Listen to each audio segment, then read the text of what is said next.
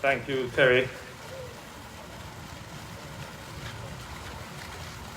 I've been seeing you at several of these events. You are the go-to master of ceremonies in Jamaica.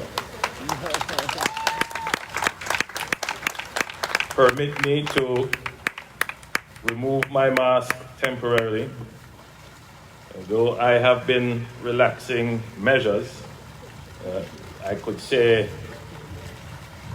without any fear that I may have to retract, that the mask will not be one of the measures that we will be relaxing for any time to come.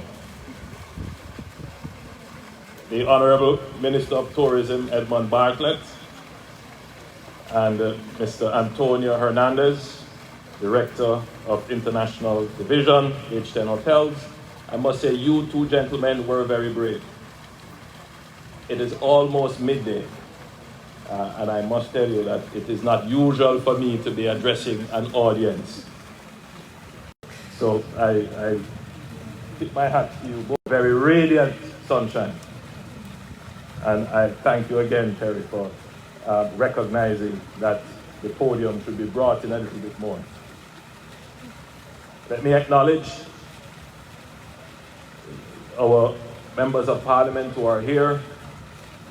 Speaker of the House, Marissa Dalrymple-Philibert, the Member of Parliament for the adjoining constituency of Southern Trelawny, and special recognition to your Member of Parliament for Northern Trelawny, where this facility is built. May I also recognize His Worship, the Mayor, Councillor Colin Gager, Mayor Falmouth, and the Honourable Hugh Gentles, Custos Rotolorum of the Parish of Trelawny. My thanks to Reverend Stephen Edwards for his invocation. And let me also acknowledge representatives of the private sector and the public sector who may be here, especially for the tourism fraternity.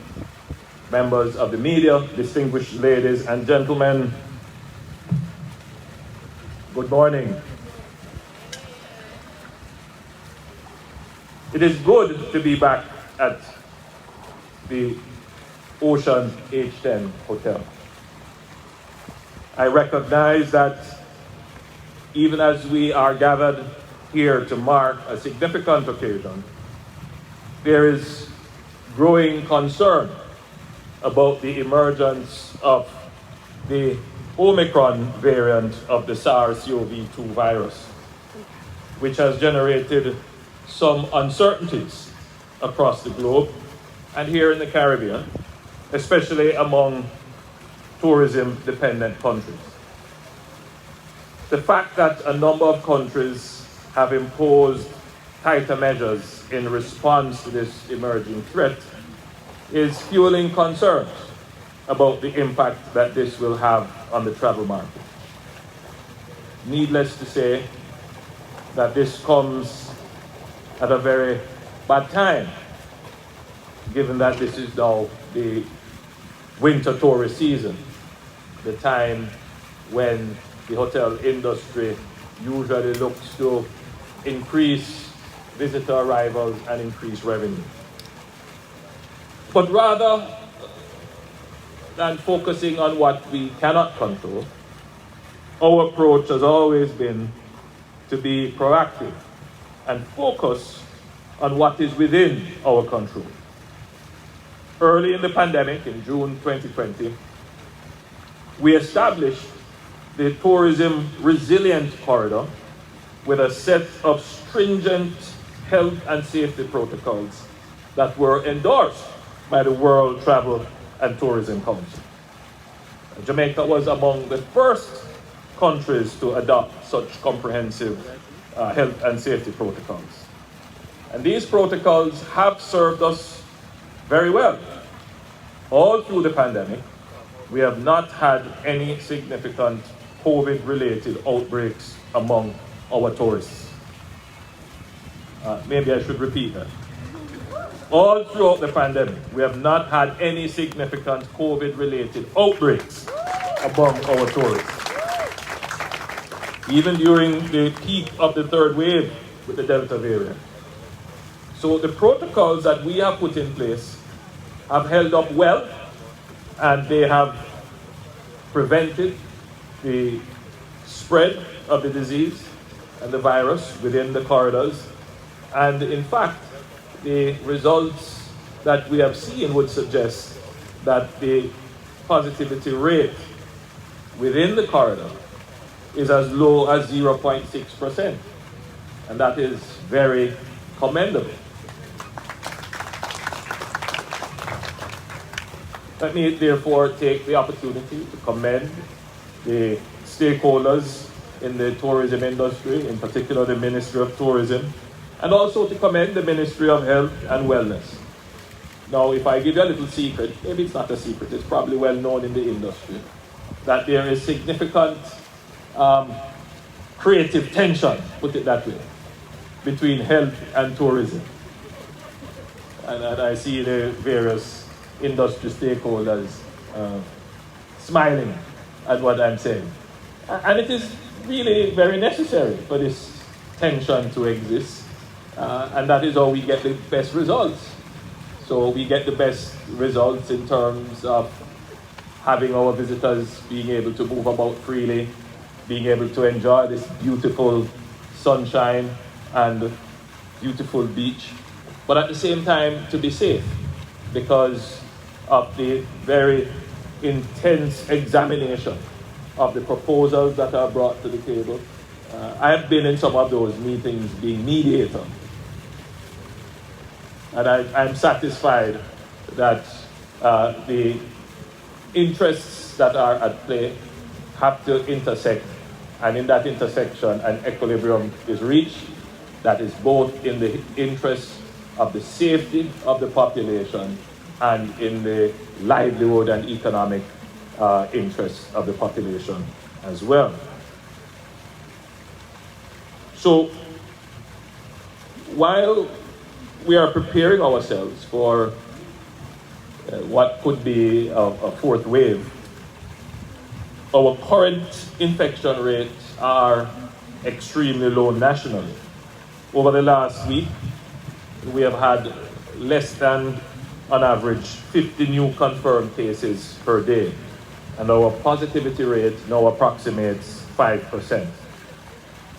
However, there is no room for complacency, and I want to emphasize the need for all Jamaicans, especially our hardworking tourism workers, to get themselves vaccinated, to shield themselves, the guests, and of course, their own families and friends with whom they must interact every day. I understand that the vaccination rate among tourism workers is moving towards 70%, and that's very high and very commendable. And I have to give special commendation to the Jamaica Hotel and Tourist Association. They have done very well in mobilizing the industry for vaccination along with the Ministry of Tourism. So my commendations to the President, Mr. Clifton Reeder, on ensuring that the industry is mobilized and that the workers are vaccinated.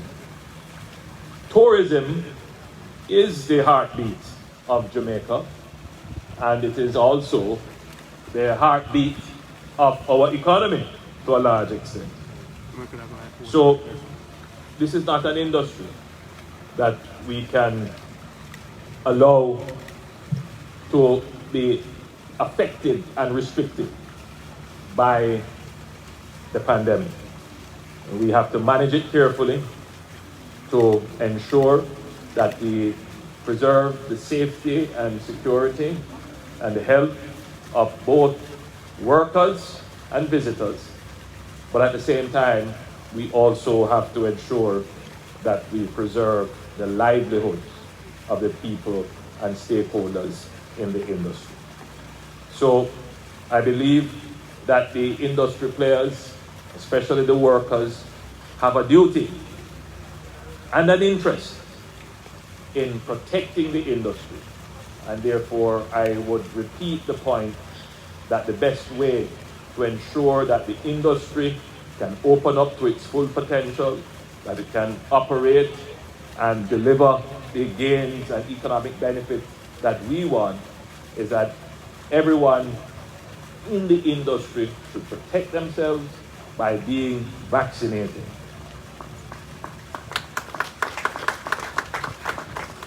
Obviously, I won't go into all the issues. I was here in the parish a few weeks ago conducting a vaccination tour, and I believe I stopped at one of these hotels, and I was speaking to a worker, and I asked, "Are you vaccinated?" And the worker replied, "I'm thinking about it. I'm thinking about it." So the issue, Minister Bartlett, it's not so much resistance to vaccine. It is uncertainty about vaccines. It is the hesitation. And what we have adopted as a strategy is that we can't force anyone to be vaccinated. And even if we could, we wouldn't. What we try to do is to constantly educate our people, to constantly reassure them, and to make the vaccines available. You notice I'm turning this way because I'm speaking now not to this audience that is probably 99% vaccinated. I'm speaking to the audience listening around who probably are maybe 65 to 70% vaccinated. That this attitude of waiting to see what is going to happen. It's 2 years almost now, and what we have seen from waiting is that the longer we wait, the more variant strains of the virus that will emerge. And the more variant strains emerge, it will create a threat for those who are not vaccinated. But it will also create a threat for those who are vaccinated, because some of these variant strains might be evasive to vaccines already administered. So it is important, and I'm appealing now to all the tourism workers, all the stakeholders, don't wait too late. One incontrovertible fact, of all the things that you see circulating on social media, and every morning I'm certain you get a healthy dose of, the anti-vax material. But there's one incontrovertible fact, that 98% of the persons occupying our hospital beds, those who are ill, serious enough to be admitted, are on vaccine. So I use this platform to appeal to our tourism workers, please get vaccinated. Now, since becoming Prime Minister, such a long time ago, it feels like such a long time ago, I have been to more groundbreaking ceremonies than maybe any other Prime Minister before. You met the one other, but certainly in recent times. And indeed, when I do my checks in terms of hotels and tourism-related groundbreakings, they have been significant. There is indeed a genuine interest in investing in Jamaica. And I'm happy for that. I'm happy for that. It is not only our warm and welcoming culture. It is not only our seductive and alluring beaches and waters. And I'll make a comment that this hotel is strategically located to benefit from Jamaica's salubrious environment. You have the lovely Caribbean Sea in front of you. But then as you turn, you see our majestic and glorious verdant green mountains behind you. And so you are sandwiched in Jamaica's beauty, right in this location. But it is not just the environmental assets, the natural assets that attract you. Jamaica is a stable, very stable democracy. In addition to that, Jamaica has a very resilient economy. With all that has happened around the world, and we see debt increasing, particularly in small island developing states, especially within the Caribbean. We see other signs of economic instability creeping in. Jamaica's economic performance has been very stable. The rating agencies, whilst others have been revised and downgraded, Jamaica's rating has been reaffirmed. And so that is also another reason why investors are looking to Jamaica. We intend to increase our presence in another frontier, and that is in the ease of doing business and the efficiency of our public bureaucracy. And when you put all of those things together, Jamaica would be uncontested in the region as a place where you should have a commercial footprint and investment. So we see this opening here today as a strong sign and endorsement of Jamaica as a country, but also the government and governance of Jamaica.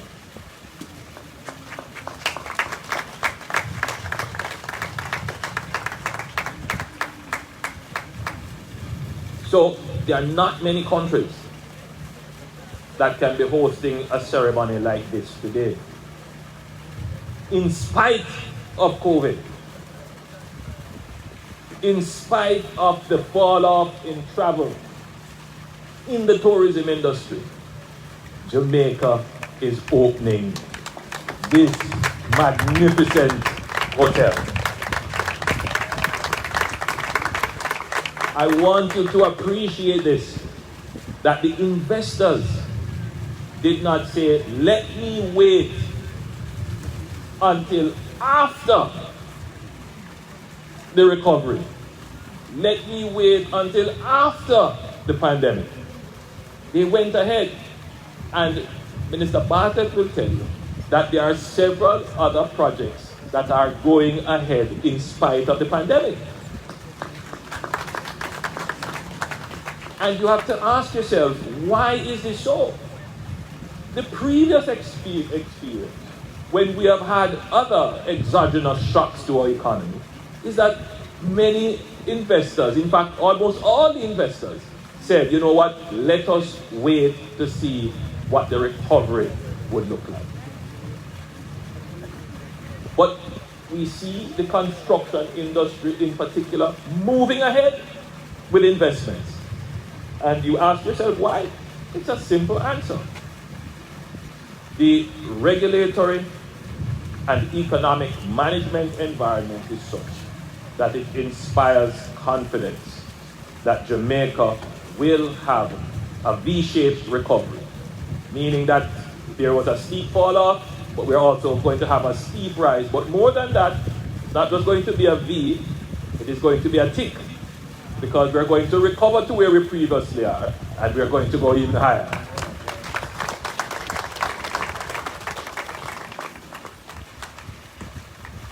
Frankly speaking, Jamaica's tourism industry is ripe for investment.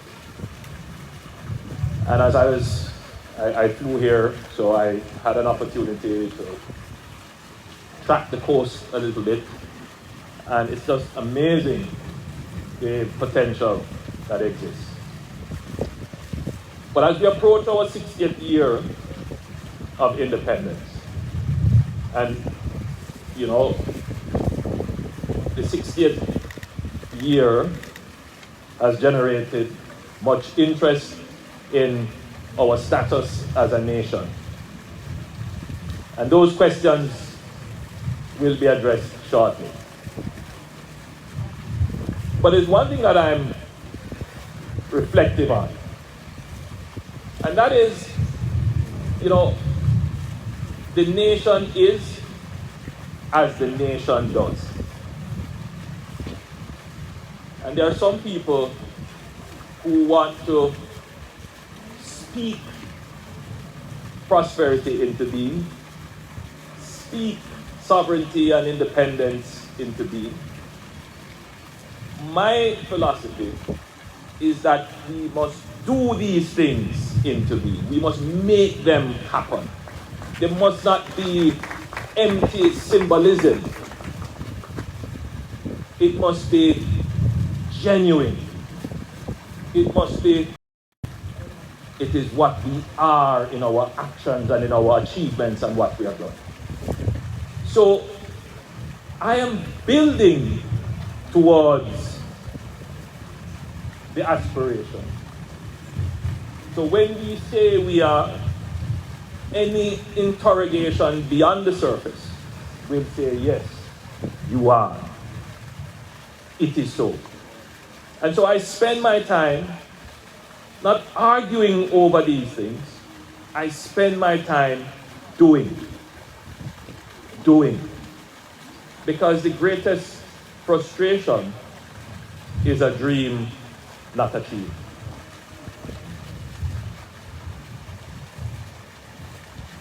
So, having said what I have said in very vague terms, but I'm certain those who have ears to hear those vague terms will understand them until it is time for us to have that full and direct discourse, which that process has started.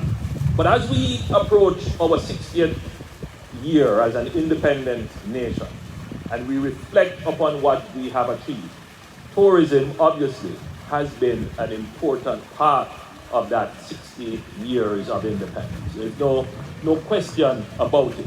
And Minister Bartlett will also tell you that there are significant tensions as well. I'm not going to say too much. I know you're afraid of what I'm about to say, Minister Bartlett. But there are significant tensions about the contribution of tourism to the economy. Some people are of the view that what is promoted as a contribution, it may be far less. Some persons are of the view that tourism, acknowledging what it has done, could do much more for the economy. But whatever it is, I think we all can agree that we need to ensure that Jamaicans benefit fullest from this industry, which is really our patrimony. And we have to do more to ensure that Jamaicans, the workers, the people who are in management, and the general economy benefits more. And we say that acknowledging that tourism has contributed significantly, even to the, I don't know if that was an acknowledgement of what I had said. However, in terms of employment, tourism has done good. And we have to commend Minister Bartlett for expanding tourism, which has led to expansion of employment.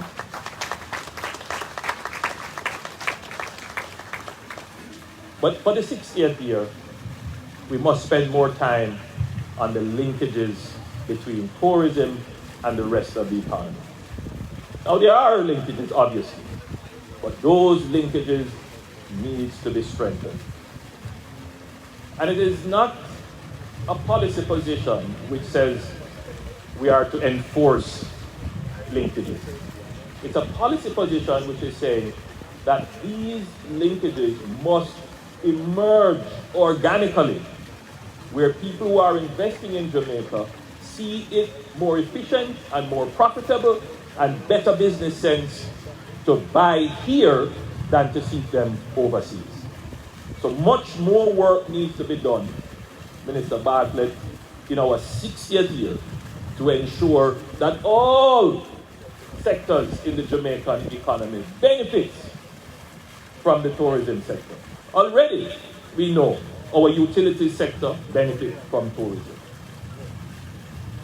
But agriculture can benefit much more from tourism. Manufacturing can benefit much more from tourism. But there is one area which I think it's a low-hanging fruit, and we need to spend some more time on it, is to integrate in a far more strategic way our entertainment and cultural sector into tourism. I think much more can be done for that, and it is a low-hanging fruit.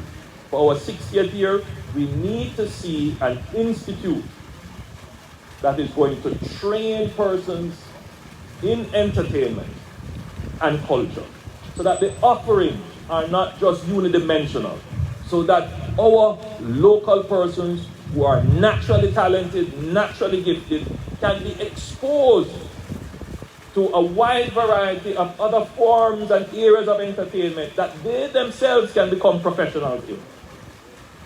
And I think the tourism industry could give Jamaica this as a gift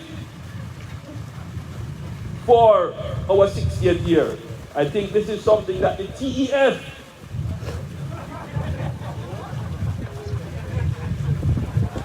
and I hear the laughter of agreement could do. We need this. We need this. So in our 60th year, Ed, as we move to celebrate our independence and our economic independence, this God-given natural asset that we have, we must get the most out of it. The most out of it. And while I celebrate it, and I must say to the investors here from H10, magnificent job. Fabulous, fabulous job. World class, first class. You are now part of the Jamaican family, and you are now part of the Jamaican story of struggle and overcoming and winning and prosperity. And we will obviously embrace it and ensure that this investment is profitable. And we want you to become ambassadors for even greater investments in Jamaica. So, as I close my presentation, let me again thank all who contributed to the development of this property, including the Jamaican workers, Jamaican construction workers.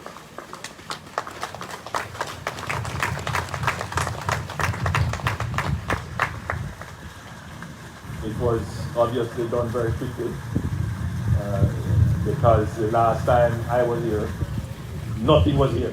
That was just a year and a half or so ago. And now this lovely facility is here.